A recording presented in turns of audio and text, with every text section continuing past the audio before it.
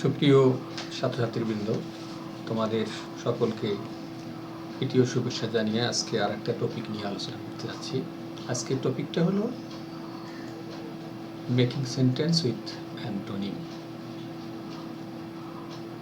Honours second year ও degree third ইয়ারদের প্রশ্নপত্রে এই অ্যান্টোনিম বাক্য রচনার প্রশ্ন থেকেই থাকে। আর প্রশ্নের ধরনটা কীরকম হয় সেটা আমি এখানে দেখাচ্ছি। এখানে যে স্লাইডে দেখো যে give antonym of the following words and make your own sentences। তো এই প্রশ্নটা যদি আমরা অ্যানালাইজ করি তাহলে পাবো দুইটা অংশ। একটা হলো give the antonym। এখানে প্রশ্নে দেয়া আছে এখানে a wrong, b strong, c d pure, e bless, f shallow, g joy. এখানে 7টা ওয়ার্ড দেওয়া আছে এবিসি। এখানে এবিসিডি আকারে থাকতে পারে, তেমনি কমা দিয়েও থাকতে পারে, যেভাবে এনিওয়ে আমাদের এভাবে শব্দ দেওয়া থাকবে অ্যান্ড এই শব্দগুলোর অ্যান্টোনিম লিখতে হবে। দেন যে অ্যান্টোনিমটা তোমরা লিখবা সেইটা দিয়ে বাক্য রচনা করবে। সাপোজ রং, রঙের অ্যান্টোনিম কি? রঙের অ্যান্টোনিম হলো রাইট অথবা কারেক্ট। সুতরাং আমরা এখন সেন্টেন্স তৈরি করব রাইট অথবা কারেক্ট দিয়ে। এখন প্রশ্ন হলো যে এই সেন্টেন্সটা আমরা গঠন করব কি দিয়ে। আমি এর আগে আলোচনাতেই বলছিলাম যে সেন্টেন্স গঠন করতে আমি কিছু স্ট্রাকচার দিয়েছি। তো স্ট্রাকচার দেওয়ার আগে আমি কিছু লেখা তোমাদের জন্য লিখছি, সেটা একটু পড়ে নিই। দেখো প্রিয় ছাত্রছাত্রীবৃন্দ, অ্যান্টোনিম শব্দ জানা এবং তার দ্বারা সেন্টেন্স গঠন করা খুবই সহজ।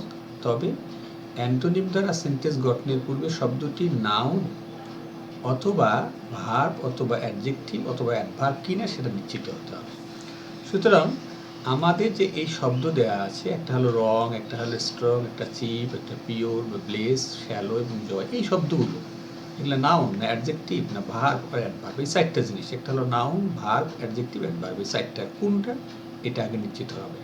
নিশ্চিত হওয়ার পর তখন আমরা কি করব, যদি নিশ্চিত হই শব্দটির নাউন তাহলে নাউনের স্ট্রাকচার ব্যবহার করব, যদি হয় যেটা ভার্ব, ভার্বের স্ট্রাকচার ব্যবহার করব, যদি অ্যাডজেক্টিভ, অ্যাডজেক্টিভের স্ট্রাকচার ব্যবহার করব, আইদার যদি অ্যাডভার্ব হয়ে থাকে তাহলে অ্যাডভার্বের স্ট্রাকচার ব্যবহার। তবে এই ক্ষেত্রে আমি তোমাদের একটা কথা এখানে লাল কালার্ড করে রেখেছি, আমি কথাটা একটু ভালো করে লক্ষ্য রাখবা যে এখানে বলা হয়েছে সর্বদা খেয়াল রাখতে হবে অ্যান্টোনিম শব্দটি অধিকাংশ ক্ষেত্রেই অ্যাডজেক্টিভ হয়। অর্থাৎ অ্যান্টোনিমগুলোর অধিকাংশ ক্ষেত্রেই যেখানে 7টা দেওয়া থাকবে এখানে 7টা দেওয়া আছে। আমরা যদি একটু চিন্তা করে দেখি, এই 7টার ভিতর দেখবো 4টে অ্যাডজেক্টিভ হয়ে আছে, বাকি 2টা হয়তো ভার্ব, একটা নাউন হতেই পারে। তো আমরা এটা দেখবো এখন। তাহলে এখানে একটা কথা বলে যেতে পারি, সেটা হলো যে অ্যান্টোনিমগুলো অধিকাংশ ক্ষেত্রেই অ্যাডজেক্টিভ হয়। সুতরাং আমরা অ্যান্টোনিমের ক্ষেত্রে ফার্স্ট যেটা প্রিয়রিটি দেব সেটা হলো যে এটা অ্যাডজেক্টিভ। লেটস কাম। তাহলে এখানে আসতেছে রং শব্দটা, আমি রং শব্দটা এখানে লিখেছি আর কি। এখন প্রশ্ন হলো যে রং শব্দটা আমি কিভাবে বুঝবো? এর তো সাফিক্স দেওয়া নাই বা প্রিফিক্স দেওয়া নেই, কীভাবে বুঝবো?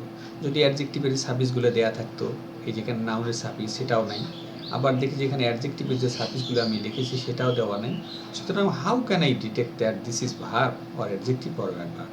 প্রিয় ছাত্রছাত্রীবৃন্দ, প্রিয় শিক্ষার্থীবৃন্দ, তোমরা খেয়াল রাখতে হবে যে অ্যাডজেক্টিভ চিনবার যদি সাফিক্স প্রিফিক্স দিয়ে চেনা না যায় তবে ভাষাগতভাবে আমি একটু তোমাদেরকে কীভাবে বুঝবো সেটা আমি একটু বোঝাচ্ছি। এই যে রং শব্দটা, রং মানে হলো ভুল।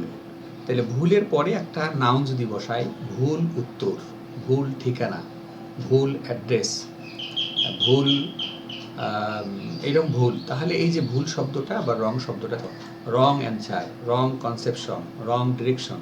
সুতরাং এই রং কথাটা অ্যাডজেক্টিভ, কারণ ওরা এই ডিরেকশনের উপরে অ্যান্সারের আগে বসে সেটাকে কী করতেছে, কোয়ালিফাই করতেছে। তাহলে নেক্সট দেখো স্ট্রং শব্দটা দেওয়া আছে। এই যে স্ট্রং শব্দটা তোমরা লক্ষ্য রাখো, স্ট্রং শব্দটা হলো যে শক্তিশালী। তাহলে শক্তিশালী মানুষ, শক্তিশালী ওয়ার্কার, শক্তিশালী কর্মী, শক্তিশালী বাড়ি, শক্তিশালী জাহাজ। সুতরাং স্ট্রাক কথাটাও অ্যাডজেক্টিভ। সিপ মানে বাংলা অর্থ হলো সস্তা, সস্তা খাদ্যদ্রব্য, সস্তা পোশাক, সস্তা জামা, সস্তা এই সস্তা কথাটা এটাও অ্যাডজেক্টিভ। পিওর মানে খাঁটি, খাঁটি খাঁটি ঘি, খাঁটি দুধ, খাঁটি খাবার, খাঁটি সব কিছুই খাঁটি, সুতরাং এটাও অ্যাডজেক্টিভ। ব্লেস, ব্লেস বাংলা অর্থ একটু জানতে হবে, বাংলা অর্থ হলো আশীর্বাদ করা। তো করা যাওয়া, হাওয়া খাওয়া, নেওয়া দেওয়া এগুলাকে বলা হয় ভাব, সুতরাং ব্লেস কথাটা ভাব। আমরা ভার্বের স্ট্রাকচার ব্যবহার করব।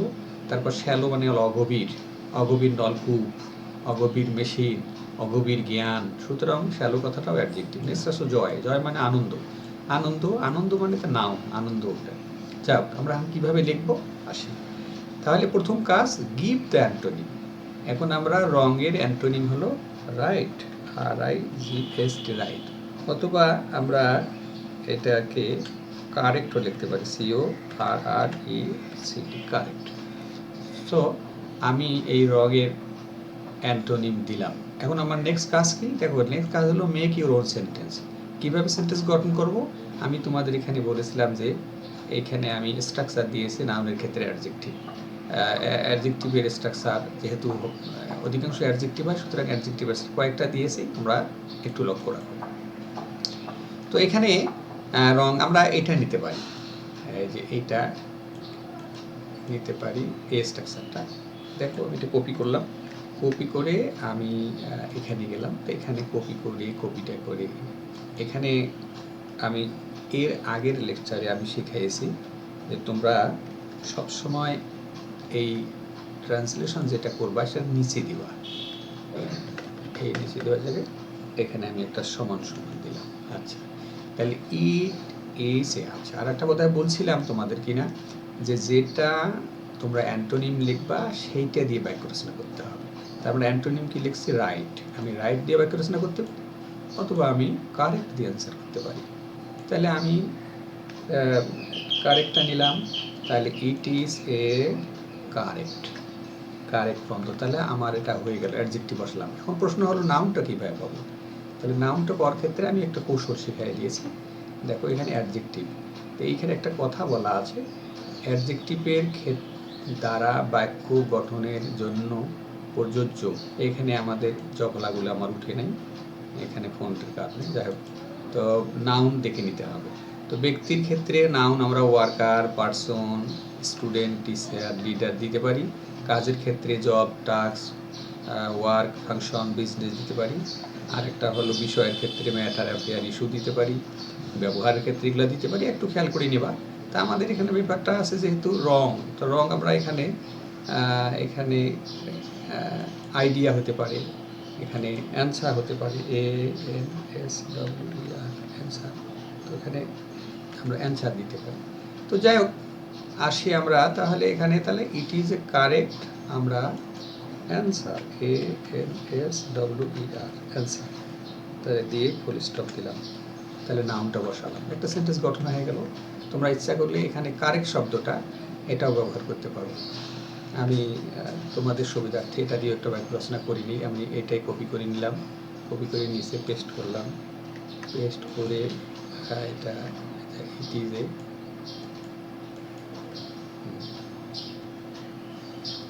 আবার আচ্ছা ইট ইজ এ, রাইটের জায়গায় কারেক্ট দিলাম, রাইট,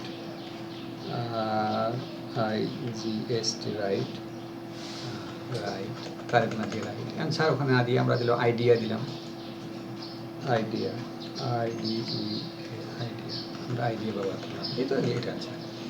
এইখানে আমার স্ট্রাকচার ক্ষেত্রে একটা জিনিস তোমাদেরকে আমি লক্ষ্য রাখতে বলবো, যে অ্যাডজেক্টিভ দিয়ে স্ট্রাকচার গঠন করতে গেলে, এই স্ট্রাকচারে দেওয়া আছে অ্যাডজেক্টিভ দিয়ে বাক্য রচনা গঠন করতে গেলে অধিকাংশ ক্ষেত্রে দুইটা জিনিস খেয়াল রাখতে হয়। প্রথম, এটা আমি 1 নম্বর, 2 নম্বর, 3 নম্বর, 4 নম্বর, এই 4 নম্বরে যে পর্যন্ত দেখবা যে প্রত্যেকটা স্ট্রাকচারে 5টা শব্দ আছে, বা 6, 7, 8 দেখবা যে প্রত্যেকটাতে 3 শব্দ আছে। সুতরাং অ্যাডজেক্টিভ দিয়ে বাক্য রচনা করতে গেলে সবসময় হয় 3টা শব্দ, না হয় 5টা শব্দ দিয়ে গঠন করতে হয়। তো এখানে 5 নম্বরে তাহলে হি, শি, ইট, 1, 2, 3, 4, 5টা। তো এখানে খেয়াল রাখতে হবে যে আমি গঠন আমরা করে ফেললাম একটা। নেক্সট আসছে স্ট্রং, তো স্ট্রং, তো আমরা স্ট্রং কী লিখবো এখন? স্ট্রং এর বিপরীত শব্দ হলো উইক, WEAK, উইক। উইক লেখার পরে আমরা এটার বাক্য রচনা করব, কীভাবে করব? তো আমরা উইক, এটা শক্তিশালী, তাহলে শক্তিশালীর ক্ষেত্রে আমরা ব্যক্তির ক্ষেত্রে প্রযোজ্য কথা বলি, তাহলে আমরা এখানে নিতে পারি এটা হি ইজ এ নিতে পারি, গেলাম কপি করলাম, এখানে পেস্ট করলাম, সামনে সমান সমান দিলাম, আমরা টানি নিয়ে গেলাম। তাহলে he is a weak, WEAK, weak. আচ্ছা, এটা যেহেতু হিটা হলো ব্যক্তির ক্ষেত্রে, সুতরাং ব্যক্তির ক্ষেত্রে যদি প্রযোজ্য হয়, আমি এখানে লিখে রেখেছিলাম ব্যক্তির ক্ষেত্রে প্রযোজ্য হলে যে এখানে লক্ষ্য রাখো যেখানে ওয়ার্কার, পার্সন, স্টুডেন্ট আমরা দিতে পারি, এখানে ওয়ার্কার দিতে পারি আমরা।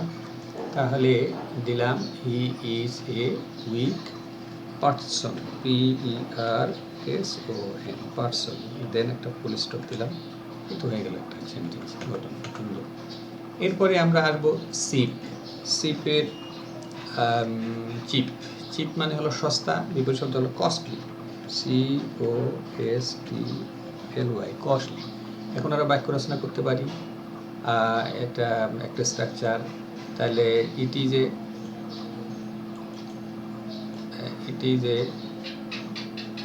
এটা নিতে পারি,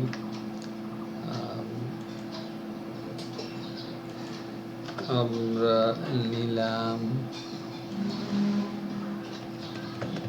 ইয়েস, আমরা এখানে it is a costly, COSTLY, costly. Costly মানে হলো পেন, একটা PEN, পেন,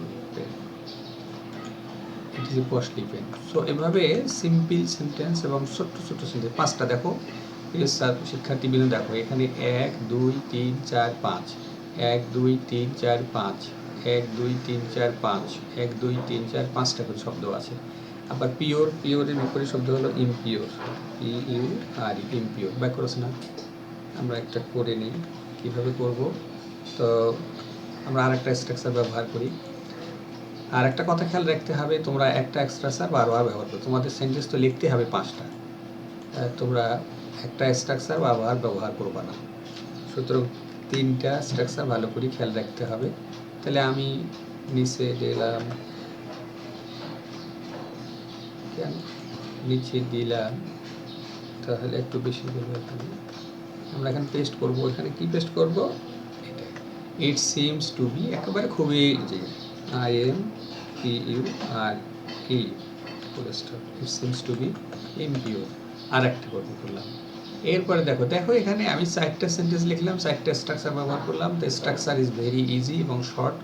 এবং দেখো 1 2 3 4 5, 5টা, দেখো 5টা ওয়ার্ড আছে। এবার ব্লেস, ব্লেস মানে আগে বলছিলাম, ব্লেস মানে আশীর্বাদ করা। আর এর পেছনে কার্স, CURSE, কার্স মানে হলো অভিশাপ দেওয়া। এটা যাওয়া হওয়া খাওয়া করা। তাহলে আমরা ভার্বের স্ট্রাকচারে যাব। তাহলে ভার্বের, তাইলে আমি 1 নম্বর স্ট্রাকচার নিতে পারি, ভার্বের স্ট্রাকচারটা নিতে পারি। তাহলে